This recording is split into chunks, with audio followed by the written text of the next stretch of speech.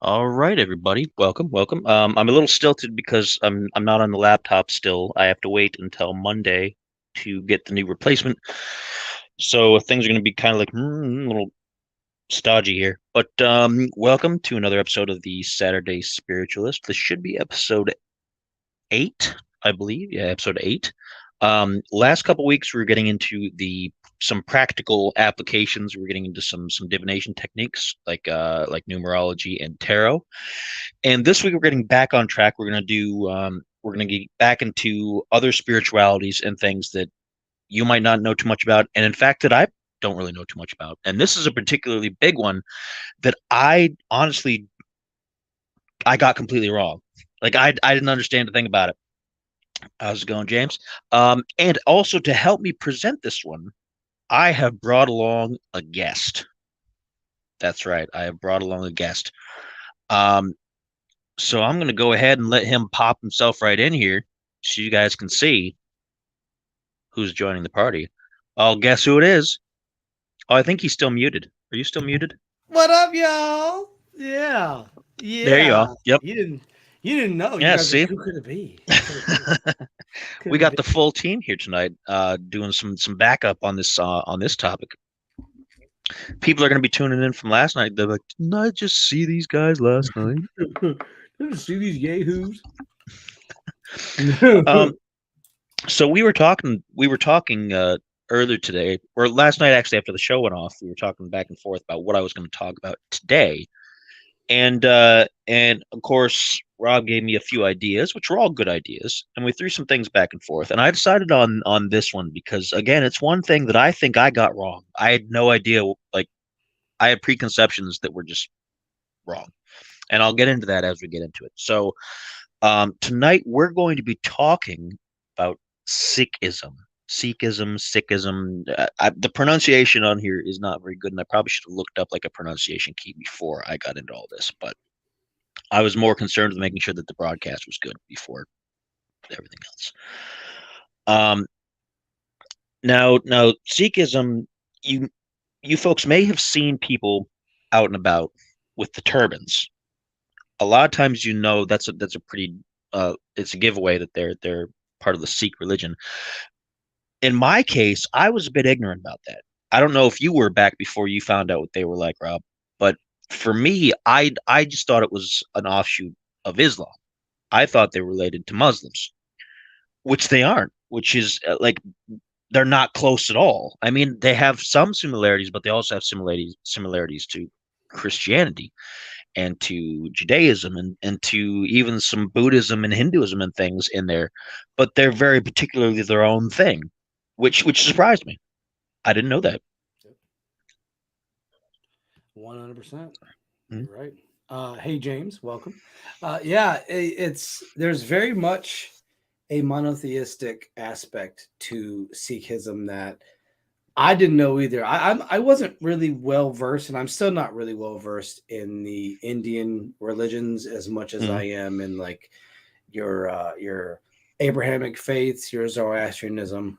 So like Hinduism, Sikhism, I'm not as adept. So on today's show, I'm going to be kind of learning with you. I did read up a Mm-hmm. little bit on it before the show, and I said, you know what? Let's do that because this gives me a chance to learn. It gives me a chance to better myself in Mm-hmm. regards to these lessons. So I'm looking forward to diving into this with you. And that's really what the show's been about since the beginning. With the Saturday shows, I've been trying to. I wanted to learn as much as I want the people watching to learn. So it's all going to be a good experience, I think, for everybody. Now, what is Sikhism? First off, I'll give you a little bit of a primer, and there's a lot to it. It has a long history that I didn't realize was like so complete. There's a lot to it. It's also the fifth largest um, major organized faith worldwide, and I Yep. didn't think it was that big. I Yep. didn't know that. I like it flew completely under my radar. I mean, I know the big three. We talk about them all the time. We got Yep. Judaism, we got Christianity, and then we have Islam.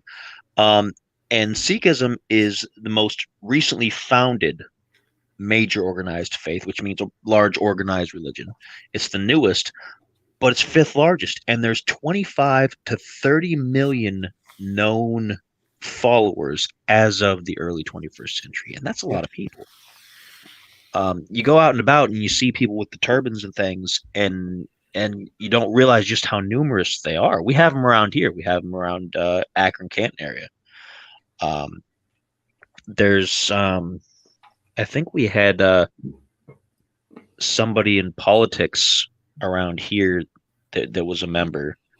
Um, and there's members in the federal government, and like in Canada. Canada has some people who wear, and the UK actually. You'll see them and you'll be able to pick them out. Um, Now what's interesting about this, which is why I was kind of blown away about it, um, is that basically their deal is that they are monotheistic. They do follow a one God. Mhm. But they also say that they reject claims that any particular religious tradition, including their own, has a monopoly on absolute truth, which is a pretty important point. Because most of the other guys who are this numerous say, no, we're the only ones who are right. Yep. Everybody else is wrong. We're the only ones who are right. So it was really interesting to find a philosophy that's this big, basically saying, nah, I mean, we could be wrong, you could be wrong, everybody could be wrong, but we're doing our best. And that's really what kind of interested me about the whole thing. I think to me, what kind of interested me was the notion of the one immortal being that Mm, had that they believe to be like.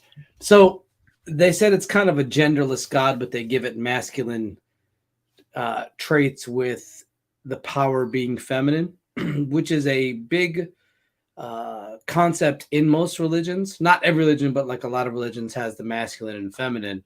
Some believe that God is both man and woman. It's a very androgynous aspect of belief. These are older beliefs. I'm not talking like brand new stuff, but older beliefs. But with this one, what you have here is you have the basis of this whole thing lies in the teachings of Guru Nanak and his successors. And there's like 10 gurus from Guru Nanak mm, Sahib to Guru Gobind Singh Sahib and in between. And each one kind of departs some wisdom that is taken up by the next one. And they kind of add on to it, almost like the hadiths in Islam, because the hadiths are outside of the Quran itself. It's basically commentary on mm, the Quran itself. So these gurus come in much like the hadiths and sort of give their own um, take on things or add on to it. Uh, Guru Granth Sahib was quoted as saying, "There is one supreme being, the eternal reality, the creator, without fear and devoid of enmity, immortal, never incarnated, self existent, known by grace through the true Guru." So, very interesting. And mm, this takes on a notion much like many other monotheistic religions in the idea of one common deity. The other thing that's kind of interesting too is that the baptism is bequeathed by the 10th guru and who does not owe allegiance to any other religion. That is a Sikh. So mm. that's it, it's kind of like almost I wonder if this could also be kind of a supplemental religion, maybe like you could be practicing one but still kind of have some tenets Mm. from this one as well. I think that's a very interesting concept. Another really interesting thing too is they had the 10 living gurus, Mhm. and then there's an 11th that basically it kind of ends the line of gurus, but it lets it live on completely after that, because what it does is the 11th guru is not a person. It's the collected writings and the collected Mhm. philosophy and everything as a spiritual guide, which it's clever because it means that that somebody along the line figured, you know what, this is everything that we think people need to know. If others come after us as gurus, they may mess it up, or they might say things that are not right or might get corrupt or whatever. So we're going to end it here, And the 11th isn't going to be a person. They're not fallible. They're not something that can be messed around with and somebody who can be swayed. This is it. So if you don't have these prophets coming out that's saying, oh yeah, I know the right way and I know this, and then you don't have the splinters and the breakups that you do have with a lot of other religions, which I found to be really interesting as well. Um, let me go back to where I was reading here to make sure I've got it right. Um, their basic teachings can be distilled down to a couple things. Um, they teach that you should have an active, creative, and practical life of truthfulness, fidelity, self-control, and purity. Um, which is another interesting thing too, because it doesn't tie you down to, oh, you have to follow these rules, you have to do this, you have to follow these rituals, you do all this stuff. It teaches you to kind of be respectful of things and to also let yourself branch out and be creative and think about things. Whereas a lot of the other religions, uh, creativity is kind of frowned upon. Islam particularly is like, don't make any images, don't make this, don't do Right. that, don't do that. I mean, which is unfortunate because the early practitioners of some of these religions had great music and this and that, and you find that still in some of the modern Christianity. You get like the big revivals, and you find like the Christian rock concerts and things, and they do that, the all that kind of stuff. But you have other parts where it's frowned upon and things. And when I was a kid, the first church that we went to, all they sang was hymns. That's all, just hymns. And the hymns were, Yes. and I don't want to look down on them and say that they're bad, because I mean it's just they're not my thing anymore. But they were old. They people had been singing them for 40, 50 years, the same songs over and over. And I get it, but I don't know, it's hard to be excited in church with 50-year-old songs that just that you don't do anything with. You just sing them exactly as they are. That's it. Boom. And you get that with Catholicism too. I wasn't ever a Catholic, so I don't know exactly if it's quite the same, but I've been to Catholic weddings and things, and they are very dry. And I don't want to yell at anybody about, like, I don't want to tell people your religion is dry, because that's not what I mean. Any Catholics watching, hey, it's all good. Everything's good. But it's just there's no room for movement there. So I like this philosophy here. It's really interesting. Um, and they have this thing where you're supposed to be able to feel God's presence, and it will teach you to transform what they call the five thieves, which is kind of like the seven deadly sins. Yep. It's lust, rage, greed, attachment, and ego. Interesting, because a lot of those five things are things that routinely bring us down as people. I know I've fallen victim to a lot of these. I've had problems with attachment, and I get angry a lot.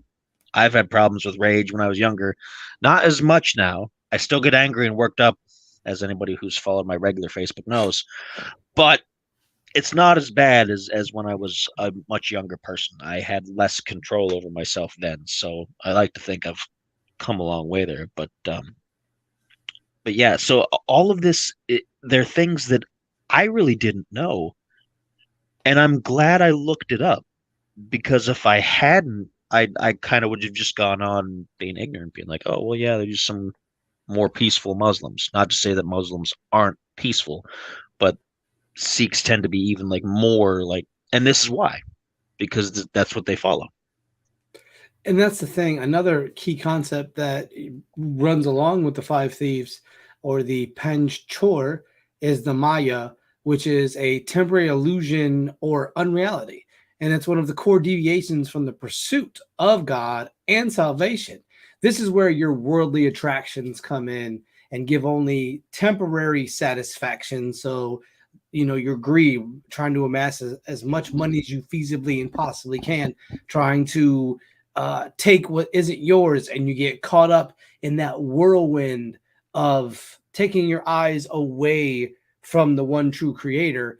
And that is talked about here. And it says that the pain that distracts from the process of the devotion of God But Nanak also emphasized that Maya is not a reference to the unreality of the world, but in itself is of its values. And so the influences of ego, anger, greed, attachment, and lust, known, like Spider said, as the five thieves, are believed to be particularly distracting and hurtful. Mm, And Sikhs believe that the world is in what is known as the Kali Yuga, or the age of darkness, because the world is led astray by the love and attachment to Maya, which is interesting because it a lot of religions talk about the ideology of materialism. For the love of money is the root of all evil. The love of materialism, as talked about in the Christian texts in the Bible, it speaks specifically of the love of money, not money itself, but the mm, love of money. And here we see the Maya being that sort of instrument, and then you have the five thieves being greed and attachment, and lust even, because you can lust after money. You don't have to lust after a physical person. You can lust after that, and really all of this can play part and parcel to the whole dynamic of what the sort of detachment from God is. It's not something that is um, distinct from other religions. It very much parallels the concept, and then bringing that in, you have the timeless truth, which Nanak says that the supreme purpose of human life is to reconnect with Akai. Make sure I get that right. Akal, which is the timeless one. But egotism is that biggest barrier of making that happen. But you, by using the Guru's teaching, remembrance of Nam, which is the divine name of the Lord. See, here we have a name of the Lord that leads to the end of egotism, which oddly enough is very different from a lot of other religions that have more of a or polytheistic tendency, like your Buddhisms and your other belief systems. So what I find to be very interesting about this is it's basically calling on the name of the Lord, like you would in Christianity, to sort of mm. help set your ego aside and push forward to become a better human being. And that Mhm. to me was really interesting. And they don't use it as a reliance either. They don't like a lot of times, and I don't want to come off like I'm bad mouthing anything, which sometimes I feel like I sound like I am, but I'm trying not to. A lot of times with Christianity, people will say, "Oh yeah, I cast all my troubles on God, and then they're gone, and they're done, and then I don't think about them." And it's nice to think that way, but sometimes people do that as a crutch. Sometimes people throw them all off and be like, "I don't want to deal with my problems, so I'm just gonna pray it all away, and then I'm done with it." You still have the problems, and you still got to deal with them. You're just kind of Mhm. ignoring your role in how you fix your problems and how you approach your problems. Instead of asking for assistance, you're asking somebody else to take care of them completely and not dealing with it. Whereas here, they tell you flat out, hey, you know what? You got to ask for help. You need help sometimes, but you got to Yeah. do the work. You got to work on yourself. You got to make sure that you are staying true on your path. You got to put in the time. And I like that. I like spiritualities that have personal responsibility, because there's too much out there sometimes where people are just like, nah, I'm just gonna do this, boom. I'm Right. gonna say my Hail Marys, I'm gonna do my confession, and then I'm good. I'm great. And I guess if you feel better after all that, but it seems kind of like none of those problems really go away. You're just kind of pushing them off to the side. Um, and another thing that's interesting about these folks here, about Sikhism, is that they don't have a permanent end. They don't have a Mm. heaven, a hell, a paradise, anything like that. They're into a similar version of reincarnation that you find in Hinduism. Yep. Um, and you're supposed to work towards a spiritual union with the Akal, the timeless one, and then you'll be reborn to continue your journey, to keep learning, to keep growing, and to keep going. Which I've also always been a big fan of cyclical things like that, about cycles. Some things like with Buddhism, you have the cycle of samsara, which is it's you're trying to break free of it completely. so you can go on to a final reward of nirvana. Whereas I think sometimes a cycle that continues can be a good thing.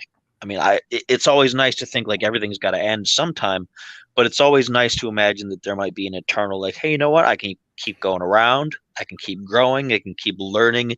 The learning process never really stops.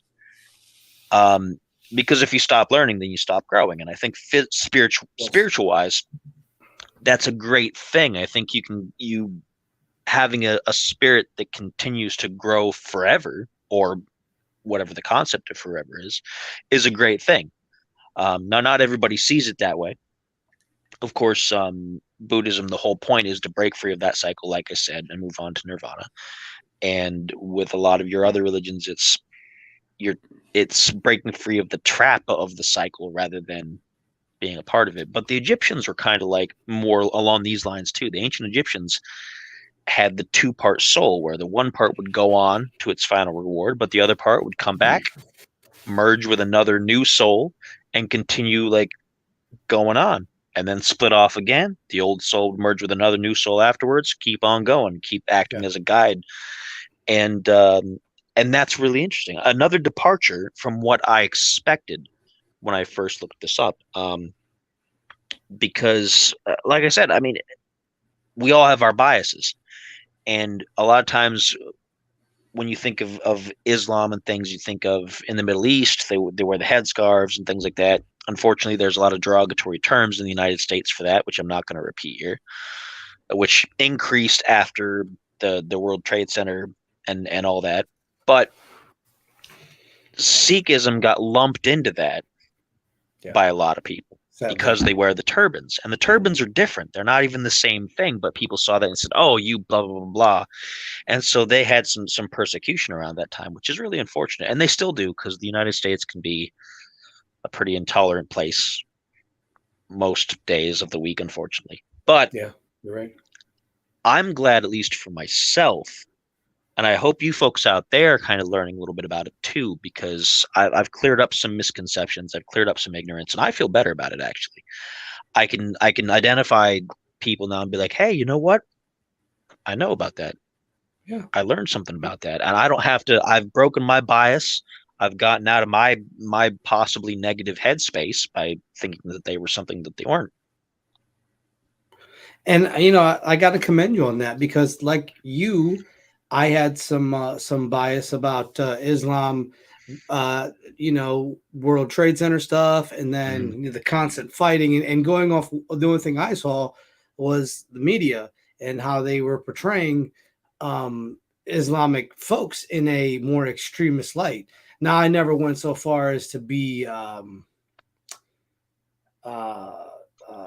stereotyping them or treating any of them poorly, mind you.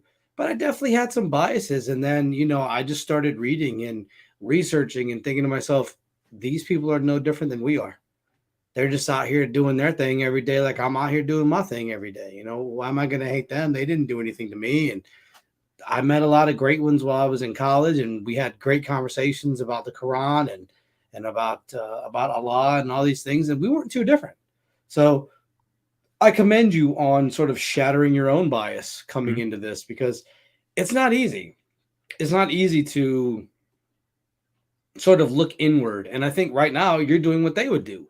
Mhm. You're practicing that, you're looking inward on yourself and saying, okay, how can I turn my bias into understanding so that when I maybe one day you'll meet one of these people Mhm. and you can sit down and have a full-on conversation like, hey, I looked into your belief system. I think it's very fascinating. I think the most interesting concept here is the notion that unlike Buddhism and unlike Gnosticism, where the body like keeps coming back and you're consistently having to perfect the next life in order to move up or move down depending on how well you do in this or the next life, right? This one is just saying, hey, you want to stick around, stick around. If you want to make things better, make things better. I enjoy that. I think this is a very good ideology and a concept. And I think the reason being is because, with a lot of religions that have the reincarnation moniker attached to them, it's like it's a disgrace that you were born into this body, and this body is nothing but a trap, and Hmm. you have to leave it. It's horrible. It's not a good body. The best thing you can do is keep getting close to God, so you have to keep being reborn into this body. But here, especially with Guru Gobind Singh, he says that human birth is obtained with great fortune. Therefore, one needs to be able to make the most of this life.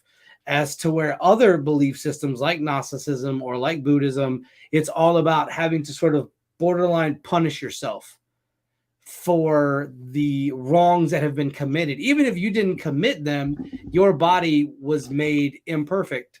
So you have to basically sort of work on making it perfect. And Catholicism did this for a long time too. And I Hmm. don't know if they still have the sex to do it, but like Saint Ignatius of Loyola would whip his back with nine tails and there's The scarring and flagellants. blood. Yep. Yeah. The flagellation, man, was just insane. But this is like, hey, just look inward on yourself, teach yourself to be a better person. That's how you attain a closeness with the one true creator, Mm. is becoming a better person, being a better person, working hard. And I think another interesting part here, it says that Guru Nanak states that the body takes birth because of karma, but salvation is attained through grace. To get closer to God, Sikhs avoid the evils of Maya and keep the everlasting truth in mind. Practice Shabad Kirtan, which is the musical recitation. I think that's right. Recitation? Mm. I know it's recite, but recitation of hymns, meditate on Naam, and serve humanity. And they believe in being in the company of satsang, which is the association with the true people. Or it's just one of those ways, and one of the ways that they, as people, work to become better in and of themselves. And we could learn a lot of lessons from Sikhs and Sikhism. And I think Mm. that is a beautiful thing. I think having this belief system in place, and they don't try to say they're better, they don't try to say this and that. And a lot of other religions, Islam, like your more orthodox Islamic viewpoints, attack this one Mm. because of things like this, because they say, well, we're not 100% sure if this is the right way to go, but we are happy here. And if you want to do this, you can do this. If not, then we're not going to necessarily be disrespectful if you don't follow our path. And I think that's good. Mm. Another interesting thing too that I like, and it ties in with a comment that James Boggs made, and I'm gonna pop that on the screen there. He says he knows that they are great warriors. And there's probably a reason for that, because part of their philosophy is this. Um, in According to the 10th Guru, Guru Singh, um, he says that one must first try all the peaceful means of negotiation in the pursuit of justice, which means they try like diplomacy and everything. You always got to try to work things out first if you're in a conflict. But then they say that if these fail, then it is legitimate to draw the sword in defense of righteousness. Mm-hmm. Because sometimes, like when there's evil going on, when there's bad things going on, you got to put a stop to it. Yeah. And if people won't listen to, hey, you can't do this. This is hurting people. This is damaging. This is bad. People are like, whatever. I'm going to do what I want. I'm going to go on rampage. I'm going to do it. You got to put a stop to it. You got to do something. You can't just let it pass you by. And people always forget. And sometimes they use this in an ironic way to try to paint Christianity as secretly violent, which it isn't. Well, it's not supposed to be. Some places are. But a good point is that Christ went into the temple and he flipped the tables. He got mad, he got angry, he flipped some tables. He wasn't afraid to be like, you know what? You're not supposed to be doing this. Get out of my house. Right. Boom. And people, again, they'll use that as see, they advocate violence, but Right. that's not what it was. It was, Right. these are people who were paying lip service to the religion, saying, oh yeah, we follow everything. Come buy this to help you be more like us and religious. Come buy this and do this. And he's like, no, that's not what it's about. Get out of here. Flip these tables. Yes. Because sometimes you have to physically get involved with something to right something that's wrong. Yes. And it's not like going out and looking for trouble. It's not like places in the Middle East today where super hyper orthodox folks will be like, you know what? All of this is bad. I'm going to go out and put on a vest and blow a bunch of stuff up because it's Right. bad. It's not that philosophy. You don't go looking for trouble. But if trouble finds you and you can't talk the situation down, you got to act in defense. You have And to. I think that's fair. I think that's fair. Too many people are just like, nope, roll over, let it happen, move on, Yep. whatever. I'm like, you can't let evil people get away with things like that, you know? I think too, it's like, well, the reason with Christianity, I think is the big issue is people say turn the other cheek, right? But Mhm. not turn, but that doesn't mean you turn to evil. That is more of if somebody's wronging you in a way that you can just easily be like, hey, I'm walking away from this. I'm going to do better. It is in that regard. But if somebody Mhm. is literally hitting you, you can defend yourself. A lot of people don't understand that the Bible is Yeah. very symbolic in what it teaches. Mhm. So, but yeah, and I think this was a great topic. I think this Mhm. was fantastic. Yes. Yeah, it's good. And I keep these a little short because I like to get people's attention and get people up, but we try not to get too deep and too drawn out because I don't want people to get bored and I don't want people to be like, oh, he's going to go on for another 45 minutes about something. So it's not lectures, it's discussions and Let's me discussion. learning things with everybody Yeah. else. So one last thing I'm going to point out too is that if you're anybody out there is considering looking into Sikhism for their own personal selves, know that it does not discriminate against male or female or Yeah. anything like that. They believe that they're, as you explained actually earlier on, that their view of God is both male and female, but not male or female either. It's just what it is. Then they believe the followers are the same. Yeah. Anybody can follow, anybody can do it. They've had many men and women in positions of leadership, um, and issuing orders and different things like that in times of battle and whatnot. So yeah, so if any of you are interested in looking more deeply into Sikhism, which I encourage you to do, I encourage you to do with all of my topics. Just even if you're not into some of them, like if you're not into the tarot cards, I'm not saying go buy yourself some tarot cards and start whipping out the cards. Just dip your toe in if you want. Just do some research, take a look. Yes. If it's not for you, it's not for you. Like I, Yes. my first episode was, or my second episode really was about Wicca, and I'm not into Wicca so much, but I can see the appeal of it, and I learned some things about it, and that's all. That's what the series is about. We're all looking to learn some new things and to improve ourselves. So I want to thank Rob, of course, for joining me and giving me his perspective. We're going to probably do off and on different episodes like this together just to kind of bounce some stuff back and forth. So, and who knows, I might get some other people involved. And if you folks out there in the audience who see this and have some thoughts about anything that I've talked about over the entirety of the series, by all means, get in touch. I'll bring you on. We'll have a discussion about it. Because if Let's I've do said it. anything that's completely wrong and out of left field, definitely tell me because this is the topic that you'd want to tell me. Be like, no, dude, you got that wrong. Let me explain it to you. Right. Cool. Right. I want to know. I want to know. I want to learn. I'm learning just along with everybody else. Same. And we can learn together, and I think that's a great thing. That's right. That's right. Um, so to wrap up, let me make sure I got the rest of the week covered. Tomorrow is Sunday. I don't think we have anything major going on. Are you doing any streams or anything Yeah, tomorrow? probably stream during the day. Feel free to stop by over at Uncanny Alchemist, Hmm? twitch.tv/Uncanny Alchemist.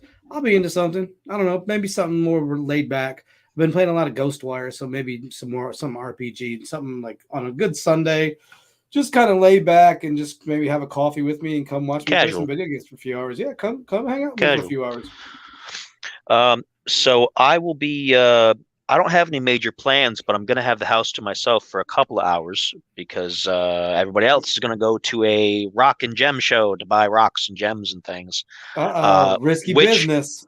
which actually is good for you because they're going to be looking for what you asked for not too long ago. Oh, good. I hope they find So that. That'd be awesome. I'd really appreciate that. yeah, so that project is ongoing. Nice. Other than that, who knows? Maybe I'll do some streaming of Dead Island 2. as Nice. well, sometime during the day. You never know, because I've been playing that. Um, Monday is the next episode of the Let's Talk About This podcast on Spreaker, and I'm going to be talking about superstitions, Oh, black cats and ladders and broken mirrors and salt over the shoulder and the whole 9 yards, all that kind of stuff. So don't anybody step wants on to any tune into that, cracks. You'll break your mother's back. that's right. Going to talk about that one too. We did that as kids all the time. Um, I'm sure everybody's mothers out there going like, and I remember you doing that too. I got all these broken backs. Just I got talk back about it. pain. I still got this back pain. So that's Monday. Tuesday is Twitch Tuesday, where I'm going to play something for at least a half hour, 45 minutes. Who knows what it'll be? Probably going to be more Dead Island 2. That's the game. That's the flavor of the month right now. That's what I got. Wednesday, we're free and clear, so nothing going on Wednesday. Thursday is another episode of the Uncanny Spirits Club. Of course, I got episodes stacked up into May now. And then, of course, Friday, we're back with another episode of This Uncanny Earth. I'll be streaming throughout the week, so make sure you stop by. Also, May. Mark the calendars. Mark the calendars. Because I got to pull it up. Hold up a second, y'all. Hold up a second, y'all. So May 5th, I will not be here, but we will have a pre-recorded show like we did before. So we will have a pre-recorded show thrown out there to y'all. So make sure you get prepared for that. Also, 13th and 20th, I will be speaking in Butler County on the 20th, and on the 13th, Fayette County, doing a pretty awesome lecture on giants. So please, if you can, Fayette County, Pennsylvania, also Butler County, Pennsylvania, the Butler County Paranormal Expo, come on out, come see us. There's going to be a good lineup of speakers, including myself.